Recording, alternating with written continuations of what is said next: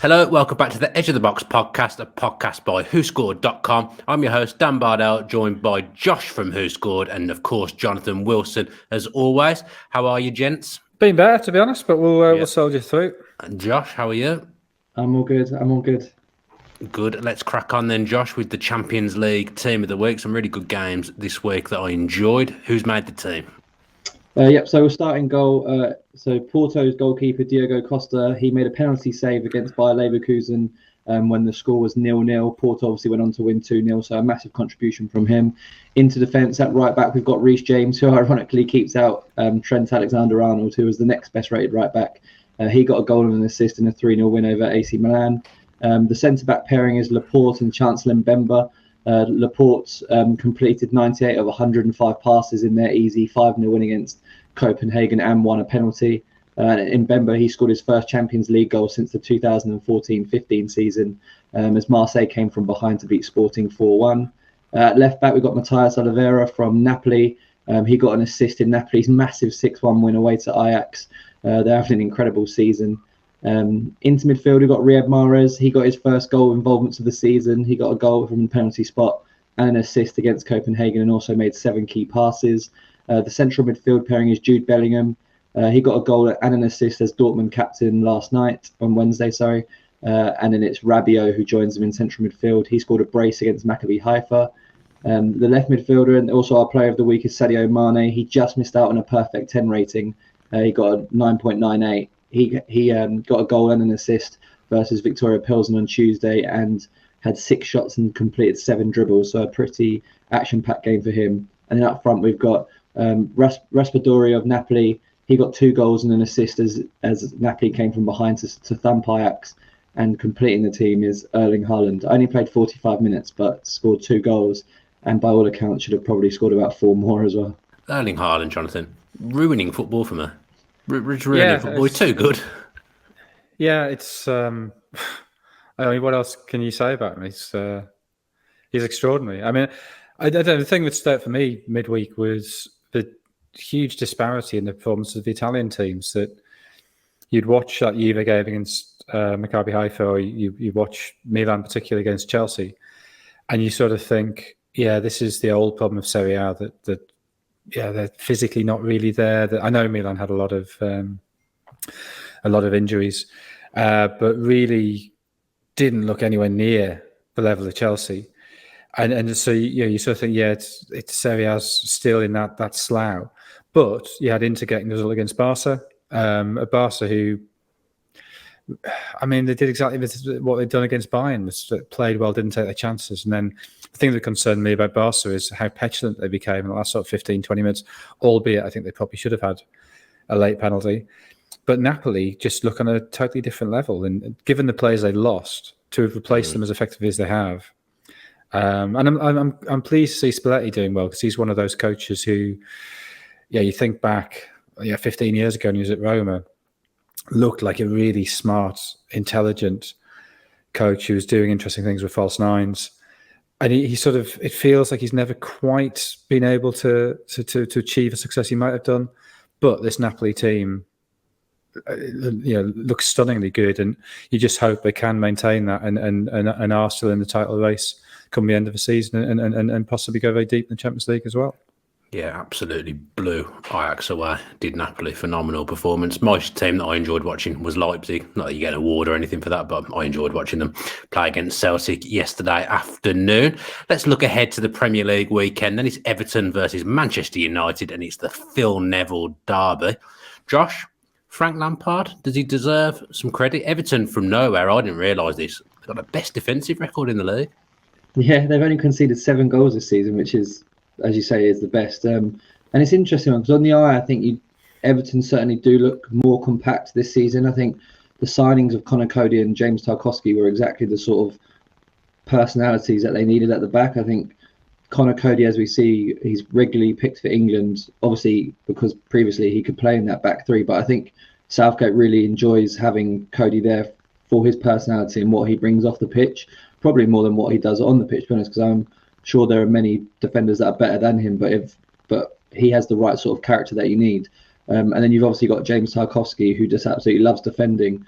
So they've definitely improved in that regard. And I think Everton last season, they ranked mid-table for shots blocked in the Premier League, and this season only Palace are blocking more than them. So that's definitely the impact of them. And I think Amadou Onana as well in central midfield, I think he's been good. He's been colossal, like quite literally is colossal. I feel like he grows every time he's on the ball. He's a giant of a player, and he just seems like the sort of player that's so annoying to play against. He's always sort of on your heels, biting at your ankles. It must be a nightmare to play against. And he's had a great impact in the team. But then you sort of look at the data a little bit more, and you do realise that Jordan Pickford's obviously having a monster season. He's our best rated goalkeeper in the Premier League this season by an absolute mile. And then you also look into XG, and you see that Everton, from the chances that they've conceded, the quality of them, they should have conceded 6 more goals than they have, which again is by far and away way more than any other team in the Premier League this season. So can we expect Jordan Pickford to play this good for the whole season? I'd say he's in career best form at the moment. And he's never been at this sort of level before, I would say. And maybe it's unreasonable to expect him to continue that sort of form for the whole season. In which case, when that dip does come, will Everton still look as good defensively? I don't know. But on the eye, I'd say they have certainly improved. But there is also the fact that Jordan Pickford's having an incredible season as well, which is what you obviously would hope from him. But maybe it's not so sustainable. Yeah, I would say the big thing, Jonathan, since Lampard's come in, I can't remember if they ever got pumped when he first came in, but they're always in the game. Because they have solidified in defence, they're always in games. That it's always, if they lose, it's by 1 goal. I mean, if they win, it tends to be by 1 goal as well. But they're always in the game, so they've always got a chance. Yeah, I guess that's true. I mean, I wonder if that's sort of related to something that happened when Lampard was at Chelsea. That he did have that run. I think there was a 10-game spell in the autumn of the season where he ended up getting sacked, where they only let in 2 goals, but there was 3 0-0s in that run. There's a couple of wins against weaker sides, easy wins against weaker sides. I think they beat Krasnodar 4-0, for instance. I just wonder whether the issue is he can set up a team to defend or he can set up a team to attack, but he struggles to get that balance right. But I'd also be concerned. Yeah, precisely by what Josh is saying, that I guess there's 2 ways of defending. There's the body on the line defending, the sort of physical defending, and I think Cody, Tarkowski are great at that, and obviously Pickford plays into that as well, Onana to an extent. And I think they're very good at that, and that speaks of a great commitment, and you've got to give Lampard credit for inspiring players to put bodies on the line. But in the longer term, you need proper structural defending, and I'm still not convinced that that's what we've got there, and that I think would explain that discrepancy in the goals they're actually conceding and the XG conceded, because it's not that Everton has scored. I know they've got loads of injuries in the forward line, that perhaps explains it, but they're not scoring millions of goals either, so it feels like it's just a harder working, more defensive setup than it has been, which perhaps explains the solidity.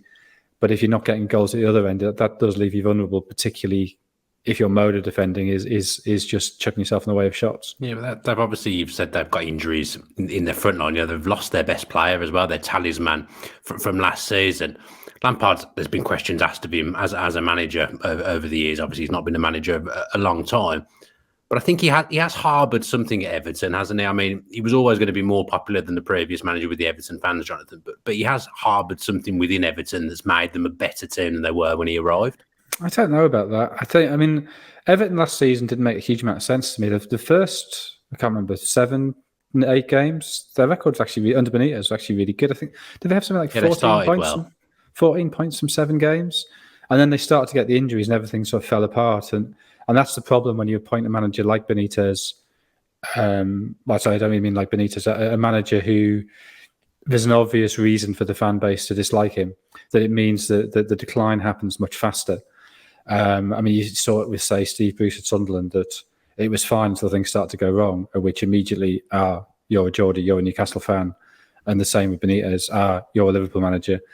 When people are preconditioned not to want you there, it doesn't take much for fans to turn. And Lampard, I think, had the flip side of that at Chelsea, that fans supported him much longer than they might have done another manager, given those performances and those results. I mean, they're definitely better now than they were, say, in March, and they're better now than they were in August. So, of course, you've got to give Lampard credit for that. I'm not entirely convinced that's sustainable. I'm not entirely convinced, that this level is what will keep him in the job long term. But you have to bear in mind they have had phenomenal numbers of injuries, and that, more than any other club, I think. And Yerry Mina being out is a huge. I mean, he's been out for almost a year now since he played regularly, and I think he's a huge loss defensively. Which is why he was one of those physical defenders who, even if the structures are falling apart, he would block shots. He would inspire people. He would win headers. So I don't know. I still feel there's a lot of flux around Everton. It's very difficult to sort of make a definitive judgment. But yes, they're unbeaten in 6, and that's clearly better than not being unbeaten in 6. Of course. And Josh, Manchester United were unbeaten, not anymore, but I wouldn't lose too much sleep as a Manchester United fan getting turned over by Manchester City. I don't think it is the end of the world because it's your local rival, but I think they won't be the last team that it happens to. But something strange in Manchester United is the Casemiro situation. Is he not fit at the moment? I presume he's not fit enough to start games because he isn't starting games. But we're into October now and we've barely seen him, Josh. Yeah, I think patience is probably the hardest thing about football, probably right across the board. I think owners don't have patience and fans often don't have patience. And I think United have been crying out for a defensive midfielder probably for the last 10 years. And then they finally go and sign one who's probably been the best in that position for the last 5 years or so, from Real Madrid as well, of all teams. And he's only played 82 minutes of Premier League football. So from that sort of side of things, I do understand why fans are particularly impatient, because I don't think anyone's disputing the fact that Casemiro is clearly a better footballer than Scott McTominay. But I think what Erik ten Hag's trying to do, I think he's trying to change the culture of the club where players are rewarded for performances, contracts have to be earned, and no individual is sort of bigger than the club. I guess we've seen that perfect example of Cristiano Ronaldo. That Ten Hag, well, apart from saying after the Man City game he didn't bring him on because of his status, he has sort of put that status to one side and just treated Ronaldo like he would any other player.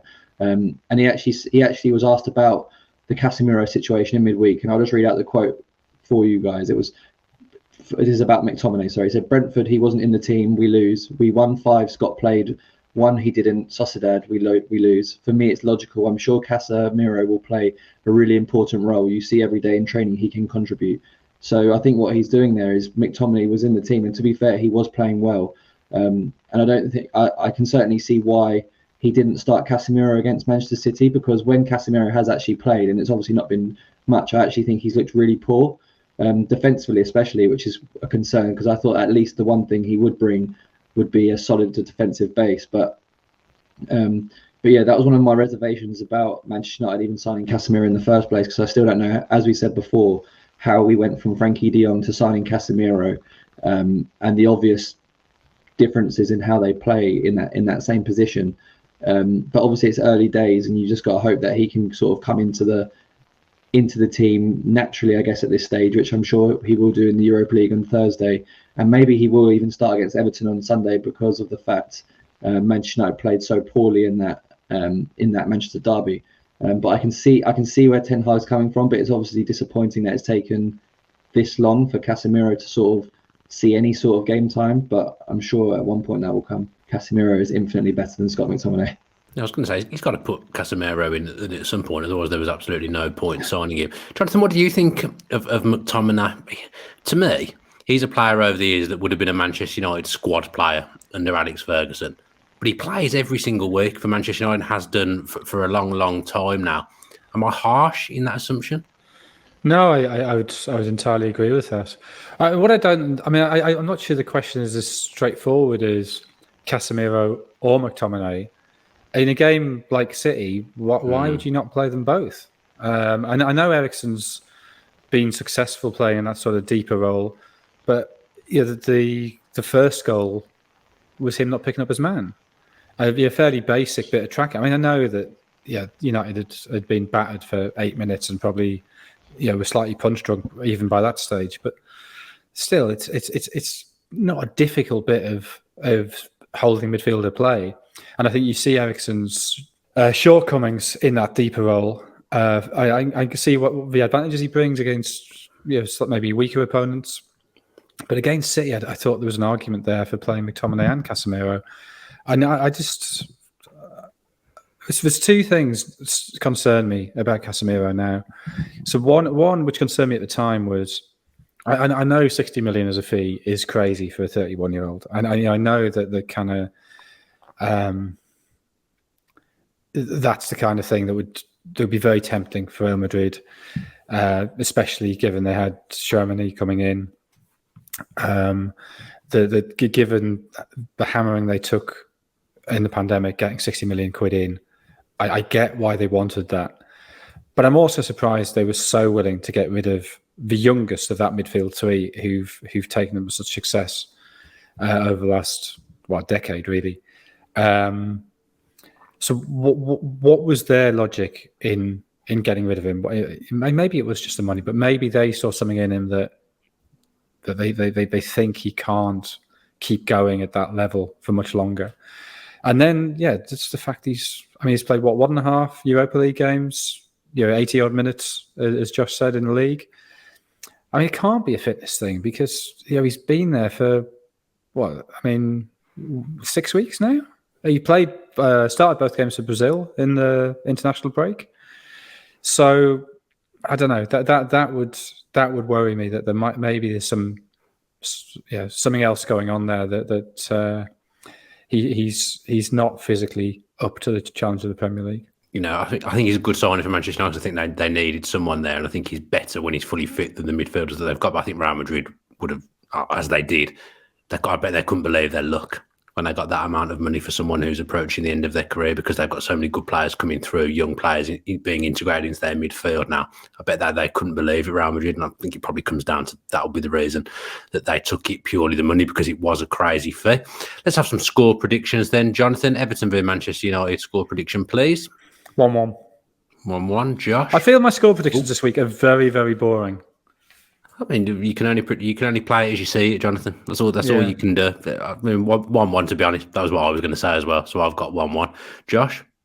I've gone for 2-1 to United, although not entirely confident in that. Goodison Park's been it's been a tough place for United post Fergie, but I'm hoping there'll be a response this weekend. Yeah, don't change my. No, I think 1-1 as well. Like I said at the top end, Everton they're always in the game, and there might be some kind of little bit of fragility from Manchester United after the Manchester City game last week. I can certainly see Everton going ahead in that game. So 1-1 from me. Arsenal-Liverpool then. Let's look at that one. William Saliba, 1 year left on his contract. I mean, he's been at Arsenal a fair while now, but this has been his breakthrough season. This has been the only season he's played for them because of various loan deals. He's looked really, really good, looked a strong part of that Arsenal defence. Is the contract a slight worry, or do you think he'll just sign a new deal? I don't think I wouldn't say it's a worry right now, but I do think Arsenal need to get a move on and sort of cash in on this sort of period that they're enjoying, because it's not just Saliba. I think it's Martinelli and Saka as well, who also have contracts that will have a year to go in the summer. And if it does get towards that time in the back end of this season and they haven't sorted any of those contracts, and I'm sure there'll be a lot of big clubs, I'm sure big clubs are monitoring it right now, but if it does get to that sort of April, May stage and nothing's been sorted, then Arsenal could be in a very vulnerable position, especially if they don't continue the start to the season that they've enjoyed. If they were to somehow miss out on the top four, or just go on to have a pretty underwhelming season from here, I do think that maybe that could leave them vulnerable. I think they definitely have to cash in on this sort of moment. Saliba, I think, has been absolutely amazing.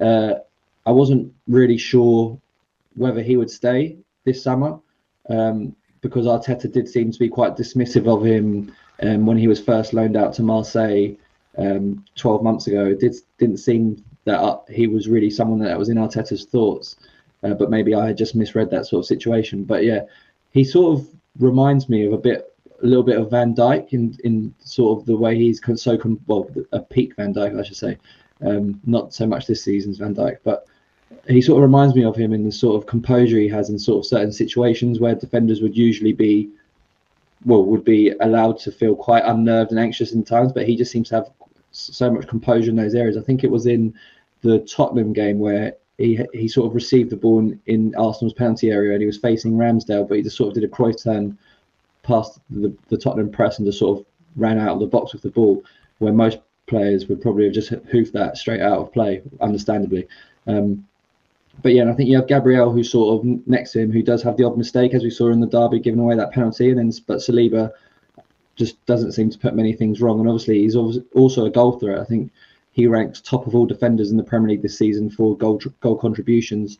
So he's impacting things at both ends of the pitch, and he's slotted in seamlessly. And obviously, Arteta's had to accommodate that by moving Ben White out to right back, where he had previously looked good at centre back last season. So it's a good time for Arsenal at the moment. But like I said, they really need to sort of cash in on this with the contracts to key players. Is he the number one centre back now, Jonathan, at Arsenal?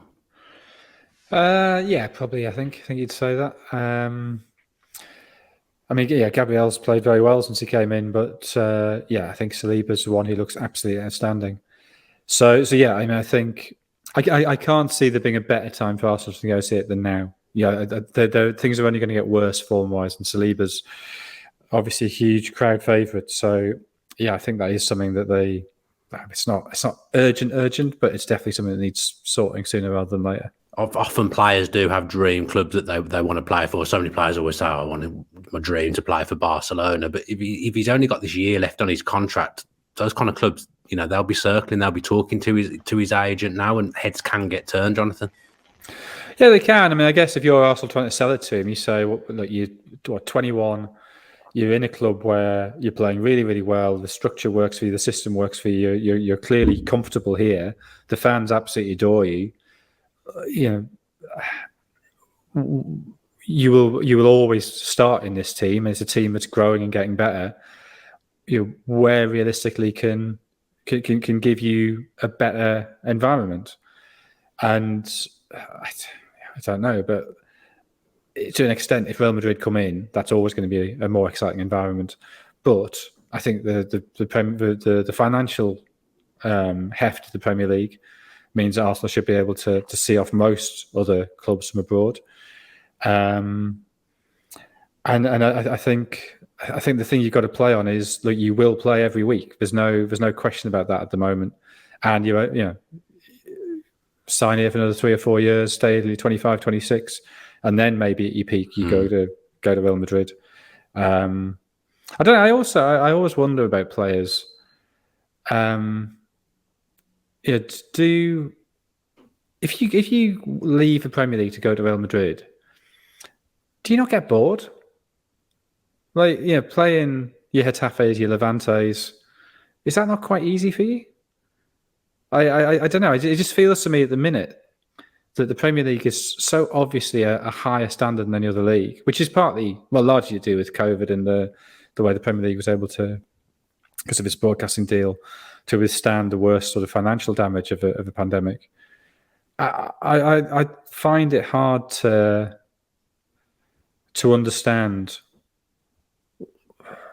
Well, I mean, maybe you do just want an easy life, and maybe you do prefer Madrid, and maybe the cachet of that club is enough. But I'd like to think if I were a player, I'd want to be testing myself every week rather than having some fairly straightforward games. Yeah, especially at this stage of his career. I mean, at the moment, Saliba, France have got some incredible options across their whole squad. At the moment, Saliba is going to the World Cup, Josh.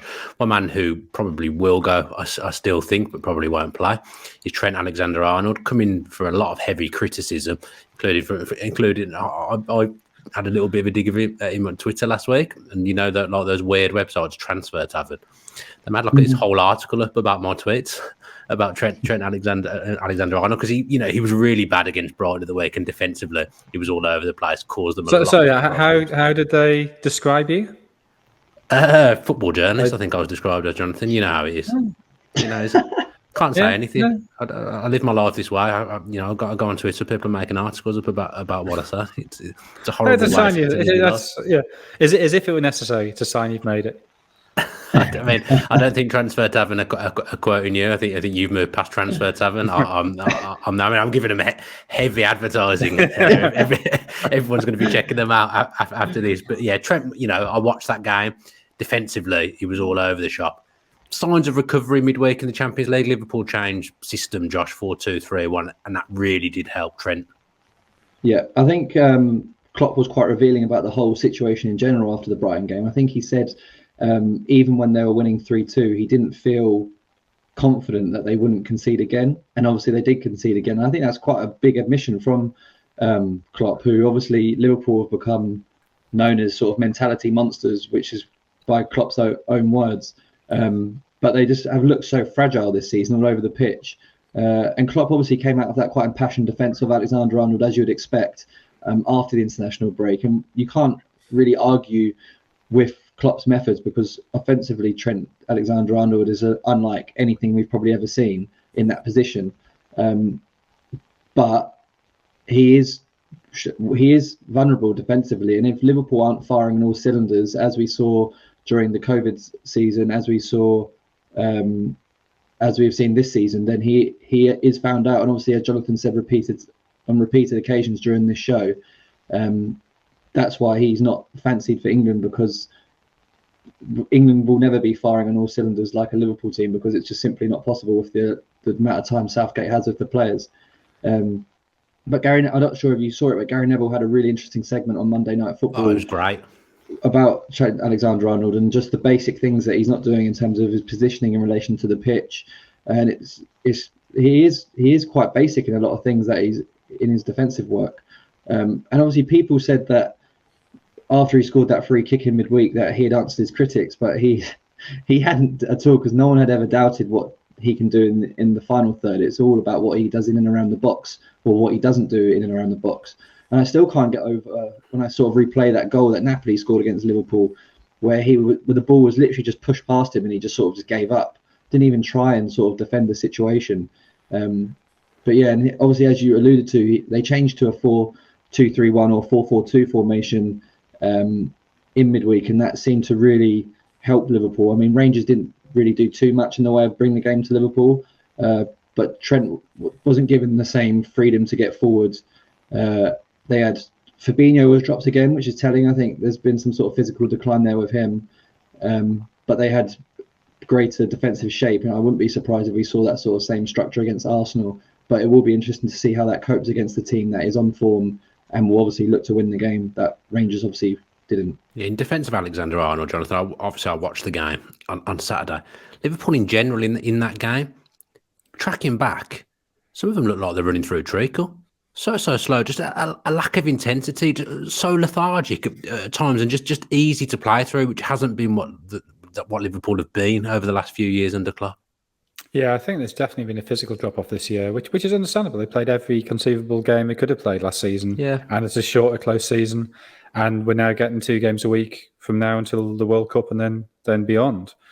The Alexander-Arnold thing, it's exactly what we've kept on saying, that there's aspects of his technical defending that could do with improvement, but the basic problem is he plays very high because he's reliant on the Liverpool pressing well, and when that press isn't working, he gets exposed. I think that's been complicated by the changes in the forward line, that even before Darwin Nunez arrived, having Luis Diaz on the left meant Mane moving into the middle.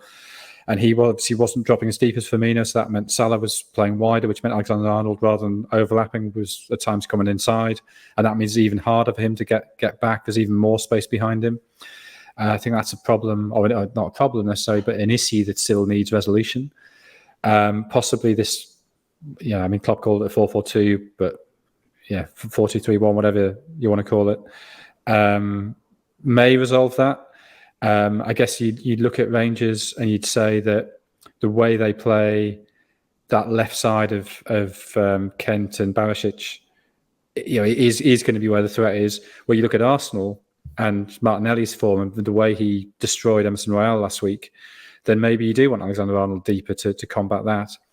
And you also then think, well, that the disposition of the forward line with Jota playing behind Nunez, maybe Jota in that space as a way of disrupting Partey and Granit Xhaka, who've been so effective this season. So I wouldn't be surprised at all to see that. I mean, it looked like a 4-2-3-1 to me, but 4-4-2 as Klopp called it on Sunday.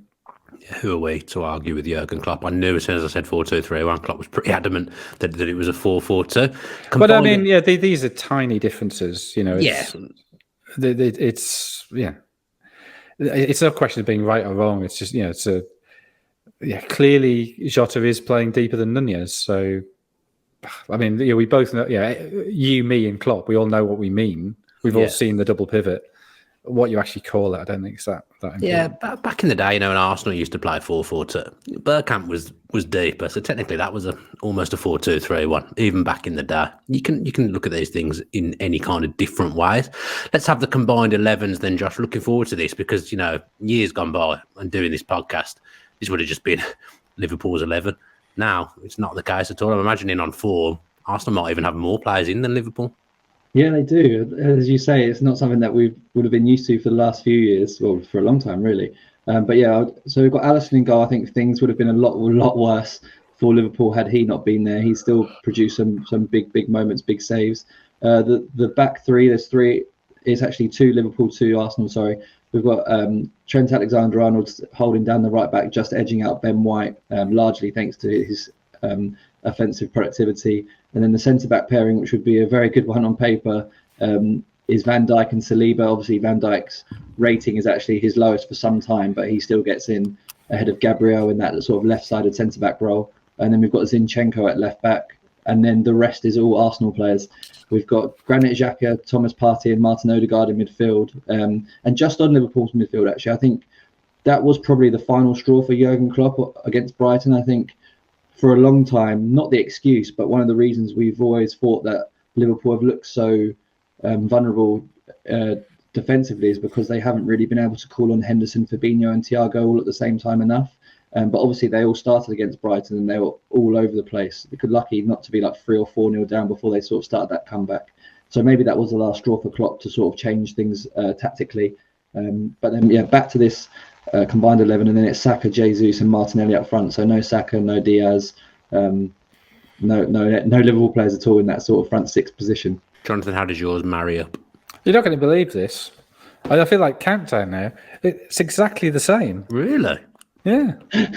An absolute first. That's never happened before. Yeah. Well, I think it's just because Liverpool's form's been so poor this season that. But you'd still surely, if you were picking.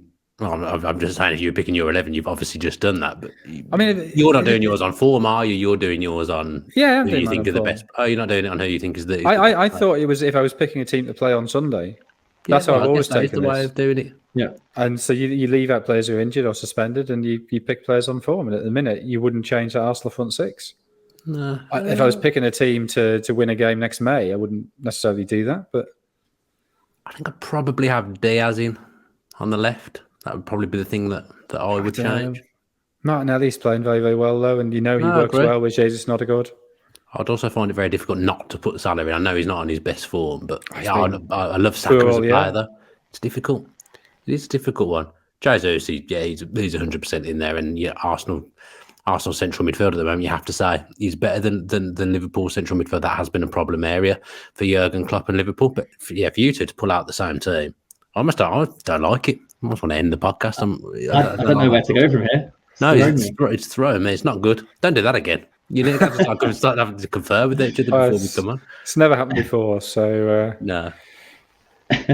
Let's have some score predictions then. I assume you two are going to do exactly the same thing. Josh, I'll come to you first.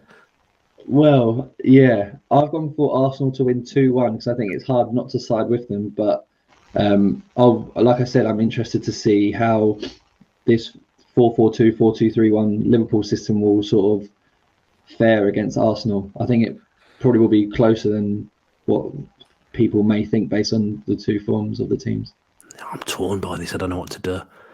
I'll go before Jonathan because otherwise it'll look like I'm just copying him because I've got a feeling we might say the same score. But I'm going to take a risk because that's what I do in this game. I'm going to say Arsenal 2, Liverpool 3. Jonathan? Well, my score prediction was written at the top of my page, so you could. I didn't see it. My eyesight's not that good. It's 1-1. I've took a risk. 3-2 Liverpool there. They're going to have to get back to their mentality monsters at some point. This would be a good time for them to start. We move on now to the just a minute section. Jonathan, you're up first. You've got Bournemouth against Leicester. Yeah, this feels like it could be a key game in the relegation battle already. Bournemouth have been much improved since Scott Parker left. Under Gary O'Neill, they've drawn 3 and won the game 3-2 at Forest. That game at Forest quite apart from the fact they won it, it just stands out as being a game when they weren't in control and defensively they weren't that great. Going 2-0 down at half time. The other 3 games only conceded 1 goal, so 2 of them have been 0-0s. Defensively, I think they look much better under O'Neill. Leicester finally got their first win of the season on Monday, beating a really, really, really poor Forest team 4-0. And goal scoring really hasn't been a problem for them. 36 goals scored and conceded in their 8 games. Only City have had games involving more goals so far this season. Leicester have a worse defensive record in the league by some margin. They've got the usual injuries: Pereira and Bertrand out, and Didi's out. David Brooks and Lloyd Kelly out for Bournemouth. I think this will be fairly tight. I'm going to go 1-1 again. Is that 3 1-1s in a row I've gone for? I think you have. I've gone for 3 1-1s. Josh? I've gone for 2-2. Bournemouth have surprisingly scored 4 goals in each of their last 2 home games against Leicester, which is fine strange, but yeah, 2-2. And I was going to go Bournemouth 1, Leicester 0. This is hard because Leicester's the point I didn't really make there is that Bournemouth's games don't have many goals. Leicester's games have lots of goals. What happens? Something's got to give. Yeah. You've had your minute though, Jonathan. You can't be coming expanded on it. You know the rules of the just a minute section. The clue is in the name. Josh, Chelsea v Wolves for you. Before I start though, Dan, I'm a bit disappointed you didn't bring up the leaderboard. Well, I thought we were only doing that once a month. I asked for it every single week, and then I was told, no, we'll do it at the end of the month, and then we did it at the end of the month last week, and then I don't ask, and I get told off for not asking. Well, I can just say that the leaderboard is completely unchanged. Everyone got 7 points last week, so it's still Jonathan ahead, Dan second by a point, and then who scored last by a point further back from Dan. So yeah, probably that last minute Chelsea goal cost me 3 points. Did it? Yeah, and that got who scored 3 points. But yeah, okay. Was it Chelsea Wolves? Chelsea Wolves. Diego Costa's return to Stamford Bridge. Oh, great shout! You not put that in? That's not in the just a minute. Oh, come on. Poor from me. You've helped me out there. Chelsea, they turned in their best performance of the season and probably for some time actually in midweek as they battered AC Milan 3-0. But it did come at a cost with Wesley Fofana leaving Stamford Bridge on crutches and he's due to have a scan on a knee injury, so it looks like he could be out for quite some time. Potter stuck with Kepa in goal rather than Edouard Mendy, despite him being back in the squad. So that's probably a situation to keep an eye out for moving forward. As for Wolves, they sacked Bruno Lage on Sunday and are yet to appoint a replacement. They've won just one of their last 15 Premier League matches, and I don't know if anyone knows this, but Diego Costa could return to Stamford Bridge this weekend. They've not scored more than once in a Premier League game since this exact fixture back in May, and have really struggled, as they have done for a few years, to sort of adapt to life without a recognised striker. Ruben Neves dropped into the back 3 last week in a bit of a surprising move, but now he's suspended along with Nathan Collins, so something's going to have to change at the back there. Pedro Neto could also miss out, as well as Raul Jimenez, Sasha Klajdic and Hee Chan Wang. He is also unavailable, so it's not an exciting time to be a Wolves fan at the moment. So I've gone for a 2-0 Chelsea win. Snap, 2-0 Chelsea. 2-0. I've got 3-0 to Chelsea. Jonathan, your next game is Manchester City, Southampton. Bazunu returning to his old team. Yeah, I don't understand Southampton at all. I thought in the summer they were in a bit of trouble. In fact, they'd only signed young players. I don't really get Hasenhüttl, who permanently seems to be on the brink. I think there's rumours again about his future. Southampton, they beat Chelsea. They look good in that game. But then the last 3 games after that, they've managed to lose to Wolves, Villa and Everton, which, with the greatest respect to those 3 teams, are not sides playing particularly well at the moment. Maybe Everton are coming back, but there's certainly games where they're expected to get points. They've only scored 1 goal in those 3 games. Having said that, their record against City is pretty good. 2 draws last season. Something about their style seems to trouble City a bit. And City just have that doubt that they have been 2 goals down in 2 Premier League games this season. They have drawn 2 games, obviously fundamentally brilliant. And they do have a shortfall at the back of midfield. Rodri's still a doubt.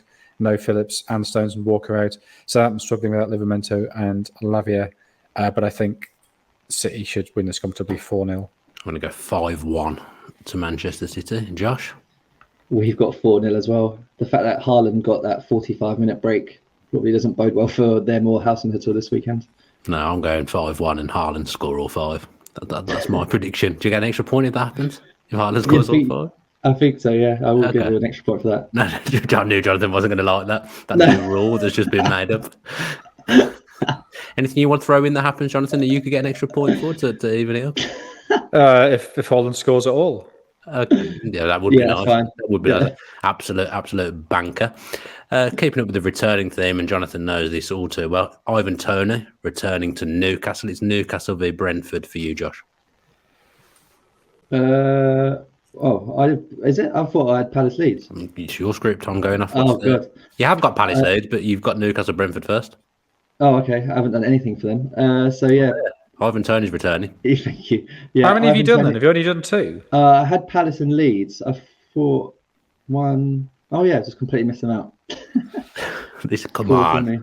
Poor from me. Ivan Toney, he's back to Newcastle, probably for points to prove. Brentford have actually been quite disappointing of late. They smashed Leeds 5-2, but that's been their only win for a number of weeks now. They drew 0-0 with Bournemouth last week, following up a 3-0 loss to Arsenal the week before. As for Newcastle, as we sort of predicted last week, without João Palhinha, they really took advantage of that and smashed Fulham 4-1. Maybe it does seem a result that's been coming for some time, because as we said on this show for a number of weeks, it does feel like Newcastle should be higher in the table with better sort of points on the board than they do have. Alan St-Maximin has sort of announced that he could be back very shortly. So with that in mind, I think this is going to be 3-2 to Newcastle. Josh basically just reading the team's recent results and then heavily padding around that. Then that was purely and simply what you were doing. Now, Jonathan, your next game is West Ham against Fulham. Do you want my score prediction? Oh, sorry, I didn't do any score prediction. What's yours, Josh? Don't quote me then about my work. You've got to do your own job if you're going to criticise someone else. That's really poor from it. What was your prediction? 3-2 Newcastle. 3-2 to Newcastle, Jonathan. I'm torn between 1-0 and 2-0 to Newcastle. I will say 1-0. I'm going to go for 1-1. Newcastle Brentford. Ivan Toney on the score sheet. Extra point coming my way. If that happens, at West Ham Fulham for you, Jonathan? Well, West Ham really needed that win against Wolves last week in a pretty poor game. But they were comfortable enough 2-0 winners in the end. I think did deserve it. It's only their second win this season. They've suffered 5 defeats already. And they've only scored 5 goals, the second lowest in the league. That's a big problem for them, as their raft of summer signings, I think, haven't quite settled, haven't quite fitted in yet, although Scamacca, I think, is looking increasingly impressive. The positive for them is they've only let in 9, so that sort of Moyesian solidity, I think we are beginning to see. Aguerd and Cornet are both out. There's a doubt over Johnson, but Bowen, I think, should be back, which maybe will add to those attacking options. Fulham have had a great start of the season, 3 wins and 2 draws already, but pretty much everything that could have gone wrong against Newcastle went wrong. They were already without Palhinha. They've lost Mitrovic to injury as well. Chalobah suspended. Wilson, Tete, Kazawa and Solomon are all out as well. So I think this could be another West Ham win, 1-0. 2-0 to West Ham from me. Josh? 2-0 West Ham as well. 2-0 West Ham as well. Josh, hopefully you've done something for this one. It's Crystal Palace against Leeds. Palace could be without both Nathaniel Klein and Joachim Andersen this weekend, so changes look likely in defence. Apart from that, it's sort of as you were moving forward into midfield and attack. But Palace do need their fortunes to change, because they've only won once in the league this season. That was back in August. They've conceded in all 4 home matches so far this season and are winless in their last 3 against Leeds. Leeds aren't really getting good results either, to be fair, at the moment. They're winless in 4 and will be without Luis Sinisterra after his red card against Aston Villa last weekend. Archie Gray, Stuart Dallas, Adam Forshaw are also unavailable for Jesse Marsh's side. The likes of Patrick Bamford, Luke Ayling and Matthias Klitsch will also hope to be looking for starts this weekend. I don't really know if I fancy this result, but I've gone for a 2-1 win to Leeds. Not sure about that. Jonathan? 1-0 Palace. 1-0. I don't even know where to go with this. I'm going to go 2-0 to 2-1 to Crystal Palace. I'm going to go for. Yeah, Palace. I feel like Palace have won many games this season. Don't tell me. Palace only won 1 game this season, and it was against Villa. Against Villa, yeah, it was. Perfect. Absolutely knew that was going to They've had a really tough fixture list, haven't they? I just feel that most of Patrick Vieira's managerial reign is him looking sad as something goes wrong for Palace in the last minute when they've played quite well. Yeah, that's a fair reflection on his time. Actually, yeah, I can see the face perfectly there that he does. Yeah, I know what you mean. We're finishing then with the Monday night football, Jonathan. Nottingham Forest against Aston Villa. Yeah, which would have been a massive game for European champions in the late 70s, early 80s. Probably less high quality now. Forest, I think, is starting to really show the problems of that summer of signing every player anybody's ever heard of and many that we hadn't. 5 defeats in a row, conceded 18 goals in those games. Steve Cooper under pressure, sporting directors coming in. I mean, just chaotic ownership that really seems to have broken the spirit of that club. And you fear that they won't be able to get it back because they were desperately poor in losing to Leicester. They've already started 20 different players this season.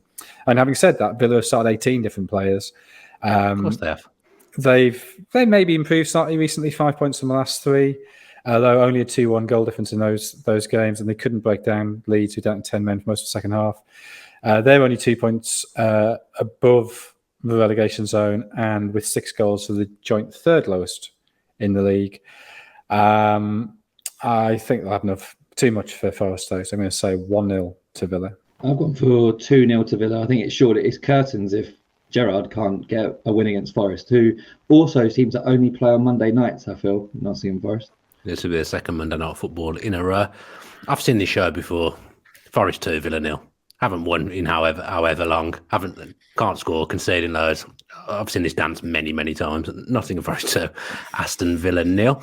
Let's conclude then with Brighton against Tottenham. And Jonathan, I said I watched that game, pretty much deserved carrying on from where Potter left off. Brighton looked very, very good. So fun to watch. Some of the football they played going forward was magnificent. Yeah, no, I think they look really exciting. I mean, he's got a reputation as being a very, very attacking coach.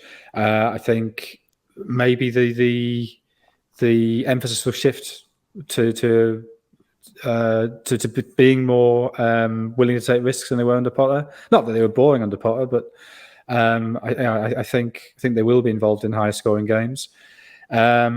And I think he's been pretty impressive since he came in. The stuff he was saying about building on Potter's foundations, that's exactly, if I were a Brighton fan, that's what I'd want to hear him say, that he's not talking about revolution, he's not talking about ripping up what went before, it's talking about slow evolution towards his methods. And scoring 3 at Anfield in your first game is a pretty good start. I just think they'll be frustrated they didn't finish that off and get the win there, which they probably deserved. Yeah, and a big part of that game, Josh, was Leandro Trossard.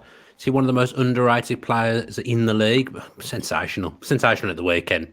Been really good. I feel he ended last season well, and he's just picked up where he left off. Yeah, I think in Trossard's case, he's maybe a bit unlucky that it's taken so long for him to sort of, well, personally speaking, for him to sort of be recognised, I guess. And I think it's probably bad timing as far as Brighton are concerned, because his contract's up at the end of the season. And it does sound like some of the big clubs are sort of at least looking at him. But I guess for Trossard, for Brighton, I guess there was maybe an element that for a while under Graham Potter, we didn't actually know how good players were. We weren't sure whether it was due to Potter's coaching that he was elevating players. But yeah, Trossard certainly falls into that bracket. And obviously for Belgium, you don't really see him as much because of the attacking quality that they do have. But he scored 8 goals last season, which was his best ever return. He's on 5 already this season. A hat-trick at Anfield isn't a bad thing to have on your sort of resume. For sure. Yeah. And I sort of remember in the 2020-21 season that he just seemed to hit the woodwork every time. I think he was ranked very highly for woodwork hit in that season. But he really is just, I think, an excellent operator all around. I think technically he's very good. He's got a good burst of pace. He's got a very quick train of thought. He's actually in our top 10 Premier League player form rating, so we're bringing that back for the first time. I'll just run through the 10 quickly. It's Pickford in 10, a lot of Manchester City players, I should say. Pickford in 10, Cancelo in 9, Bernardo Silva 8, Harry Kane gets in there in 7, Trossard in 6, Jesus 5, Maddison in 4, and then it's Foden, De Bruyne and Haaland. But yeah, I wouldn't be surprised if Trossard does sort of get a bigger move at the end of the season, because I do think he's a very good player. And I've said that he's underrated, but I've actually rated him there in our form rating. So yeah, great player. Joint 4th for 3 goals per game this season. So it's not just goals, yeah. So he's behind Bruno Fernandes, Kevin De Bruyne, and slightly bafflingly, Morgan Gibbs-White. That is baffling. He's just an all-round a good footballer, Trossard. He's easy on the eye. Does a lot of things very, very well. He's just so nimble as well. He takes up such I think he's positions. got. I mean, he doesn't really start for Belgium, but I think he's got 3 goals for them this year. Sorry, so he's starting to make an impression. He's very versatile as well. I think he plays in a lot of positions for Brighton, so I imagine that's quite appealing for any manager as well. Should they have gone to that 3-man midfield that they ended the previous game with against Arsenal? Because that was kind of felt a little bit where they lost a bit of momentum in that game. I thought they were pretty poor against Arsenal. But actually saying that, if they'd had the final pass on the break, that game may well have turned out differently. But was there a case for Basuma, Højbjerg, I can't even say his name, Højbjerg and Bentancur? Maybe, but I understood what Conte was saying, that Arsenal that first 20 minutes were really, really good. And maybe an extra midfielder would have slowed that. But had Tottenham been more clinical on the breaks, I mean, even the goal they did score was a terrible pass from Son that Richarlison managed to keep alive. But Son's passing, which it's never occurred to me might be an issue before, was really off. So I'd be reluctant to say it was a tactical issue that cost them. I think it was individuals didn't play well. Now, whether they could have played better in a different tactical system, that may be true. And it's always difficult when a team's policy is to sit off, allow the opposition the ball, and then strike on the break. That when it goes wrong, it's very, very easy to point the finger and say, well, that was the issue. But the truth is, if Son's passing had been better, then, I mean, not just him, but he was the one who sort of stood out. Then maybe Tottenham would have then taken the lead. And also, Emerson Royal, with the stupid sending off. That if that hadn't happened, maybe they could have got back into the game. So possibly would have made a difference, but I'm reluctant to say that was definitely a Conte error. Vintage Emerson Royal there in the Arsenal game. Basuma, you'd probably bring him back in for this one, wouldn't you, Josh? Obviously, he knows Brighton very well, but I just feel like he'll provide a little bit more energy and a bit more bite into that central midfield, and that kind of felt like it was something they were lacking in that Arsenal game, and maybe in the Champions League in midweek. But similar to Casemiro, I guess, in some ways. It's a bit weird that Basuma hasn't really played an awful lot of football this season. Basuma's ready for the Premier League, though, isn't he? Casemiro, you can say he's played La Liga for however long, never played in the Premier League before. Basuma, Premier League, that's his playground. Yeah, it's strange because obviously when that signing happened, it was sort of really praised as a really great signing for Tottenham, and I still think it is. But it's just weird that he's not really had any sort of time on the pitch. But yeah, I do just find that when I said it sort of last week when we spoke about what's Tottenham's best front three, that I do just think Tottenham are missing something when Kulusevski's not on the pitch. I do think they sort of miss that like a sort of more consistent link between midfield and attack. And Højbjerg and Bentancur are sort of in there as sort of midfield destroyers who maybe not destroyers, but they're happy to sit deep and soak up the pressure. And I think maybe you do see that missing link where they sort of rely on the front three too much. And if it doesn't go right, as Jonathan sort of alluded to, then the problems do sort of fall down. And obviously Son scored that hat-trick against Leicester and everyone sort of thought that he was back, but he was absolutely awful against Arsenal. Like the final pass that Jonathan said was just so bad, so overhit, so wide, just awful. And what I find really baffling about Conte is why they still are so insistent on using Emerson Royal as a main attacking outlet while they try and rely on him to sort of give that high width when his final ball has consistently been so poor. Which I don't really understand that part of the game. And although I did see that apparently Emerson Royal spent nearly £1 million I saw that trying to sort of improve himself as a footballer, which I think is great that he's like investing in himself, but we're not really seeing that. It's not really paid dividends sort of on the pitch. Well, it's the equivalent of me spending £1 million to become a better footballer. I'd still be crap at the end of it. Like if he's spent all the money in the world. He's a player I will never understand, Emerson Royal. Yeah, same for me. But just back to the sort of the midfield point, I do think this midfield setup is sort of not really something that I personally would associate with Conte's teams down the years. If you sort of look at the midfield he had at Juventus, the sort of types of midfielders. He had obviously Pirlo, Vidal, and obviously Pogba sort of sprinkling in that magic between midfield and attack. Then for Italy at the Euros, he sort of managed to make Giaccherini into that sort of player which he's previously never shown before.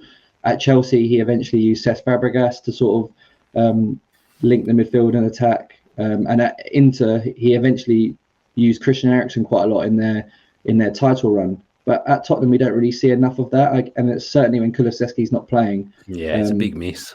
You sort of miss that link. And Kulusevski has often been the one that's dropped out, and now obviously he's injured. So, yes, it is. I actually expected a lot more from Tottenham this season, and I've been quite disappointed with them and Conte. But because he's such a good coach, I still think that it will come good for him and Tottenham at some stage. But it's been taking longer than I expected. Let's finish the podcast then with our score predictions, because I'm going to have to go soon because I'm being viciously attacked by the sun and have been through the entire podcast. Jonathan, your prediction for Brighton-Tottenham? Another 1-0 to Tottenham. 1-0 to Tottenham. I was going to go 2-1 to Tottenham. Josh? I've got bold. 3-2 Brighton. 3-2 Brighton. A couple of 3-2s in the predictions this week. That does us for this week's edition of the Edge of the Box podcast by WhoScored.com. Thanks ever so much for watching. Not sure why I felt the need to go through absolutely everything again. Don't forget to subscribe to the channel with your post notifications on so you know when our next show is coming. Only one thing left to say. Enjoy all the football and stay safe. And that's two things. What a great end to the podcast.